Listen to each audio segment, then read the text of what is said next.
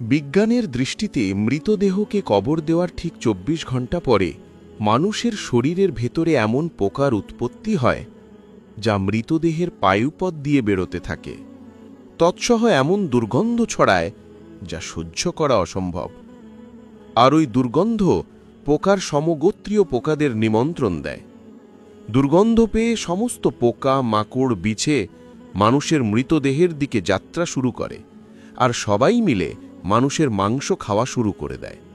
কবরস্থ করার ৩ দিন পরে সবচেয়ে প্রথমে নাকের অবস্থা খারাপ হতে শুরু করে এবং পচন ধরে যায়। ৬ দিন পরে নখ খসে পড়তে থাকে।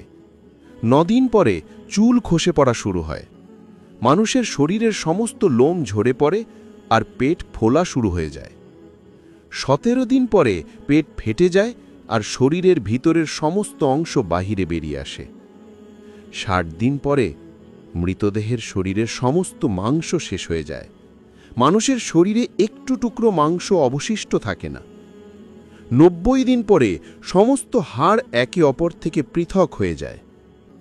১ বছর পরে মানুষের শরীরের সমস্ত হাড় মাটির সঙ্গে মিশে যায়, আর যে মানুষের মৃতদেহ কবরস্থ করা হয়েছিল তার সমস্ত অস্তিত্ব মুছে যায়। অতএব আমার ভাই ও বোনেরা বলুন, মানুষের এত অহংকার, এত আত্মগরিমা, এত হিংসা, এত বিদ্বেষ, এত লালসা, এত নাম, এত শৌর্য, এত সম্মান, এত শক্তি, এত সামর্থ্য, এত ধনদৌলত, এত ক্ষমতা, এই বাদশাহী কোথায় যায়? সব কিছুই মাটিতে মিশে যায়। মানুষের অস্তিত্ব বা কি আছে?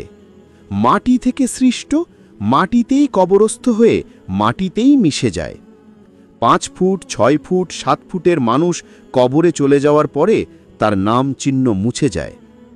এই দুনিয়াতে গাম্ভীর্যের সঙ্গে বিচরণকারী যখন কবরে চলে যায়, তখন তার অস্তিত্ব মাটি ছাড়া অন্য কিছুই থাকে না।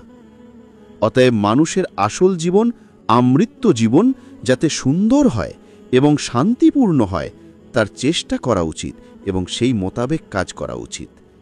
প্রতিটি ভালো কাজ এবং প্রতিটি উত্তম কাজ করার ইচ্ছা প্রকাশ করা উচিত, আর প্রতিটি মন্দ চিন্তাভাবনার অস্তিত্ব নষ্ট করার জন্য সৃষ্টিকর্তার নিকট প্রার্থনা করা উচিত। আল্লাহ সুবহানাহু ওয়া তাআলা আমাদের সকলকে বুঝার তৌফিক দান করুন। আমিন।